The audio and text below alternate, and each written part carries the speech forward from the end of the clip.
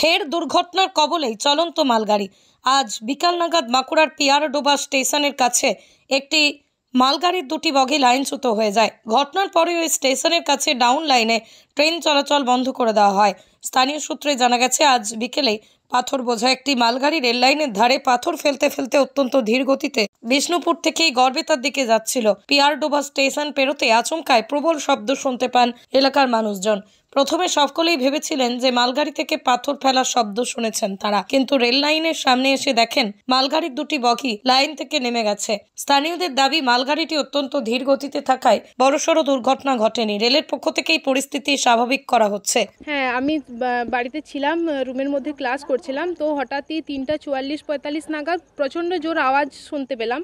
তো তখন জানালা দিক থেকে দেখছি প্রচণ্ড ধোঁয়া উঠছে রেল লাইনের ধারে। তো আমার জানালা থেকে পুরো স্পষ্ট লাইন দেখা যায়। তো দেখলাম যে প্রচণ্ড ধোঁয়া উঠছে। তারপরে রুম থেকে বেরিয়ে এসে দেখলাম যে ট্রেন, মানে মাল ট্রেন ছিল, আপ লাইন থেকে ডাউন লাইন দিকে যাচ্ছিলো, মানে বাঁকুড়া থেকে গড়বেতা দিকে। তো দেখলাম যে একটা লাইন থেকে পুরো একটা বগি পুরো ক্র্যাক হয়ে গেছে, আর এবং মাঝখান থেকে পুরো গ্যাপ হয়ে গেছে। ট্রেন পুরো দুর্ঘটনার সম্মুখীন হতে যাচ্ছিল। তো ট্রেনটা খুব স্লো যাচ্ছিল বলে বড়সড় দুর্ঘটনার হাত থেকে মনে হয় একটু রক্ষা হলো। তো হ্যাঁ, কেটে গেছে, 3টে বগির মতো এরকম হয়েছে।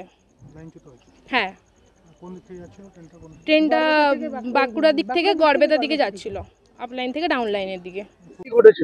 আচ্ছা, ট্রেনটা প্রথমে ওই ট্রেনের আপনার ওই বগিগুলো একটু ঝাঁকুনি দিয়ে দিয়ে আসছিল।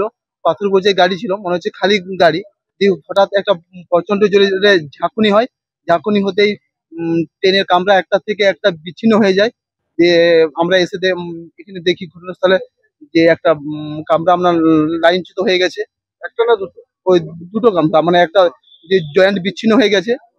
আচ্ছা, সামনেরটা কিছুটা এগিয়ে গেছে আর পেছনটা আপনার ওইদিকে যাচ্ছিল। এখানে পাথর ফেলার কাজ করছিল। হ্যাঁ হ্যাঁ, এই ট্রেনটা, এই মাল ট্রেনটা এখানে পাথর ফেলার কাজ করছিল। কি কারণে হলো এই দুর্ঘটনা, কি মনে হয়? আচ্ছা, সেটা তো রেলের বিভাগীয় তদন্ত না হলে তো সঠিক কারণ বোঝা যাবে না। মনে হয় কি কারণে ট্রেনটা কি তখন চলছিল পাথর ফেলার সময়? না, পাথর ফেলার সময় ট্রেনটা হালকা মানে রানিং অবস্থা ছিল, তো গতি যথেষ্ট কম ছিল। এটা মনে হচ্ছে কোনো রেলেরই লাইনের কোনো মানে যান্ত্রিক কোনো ত্রুটির নিশ্চয়ই ছিল, না হলে এত বড় একটা মানে ঘটনা ঘটবে কেন, সেটাই মনে হচ্ছে।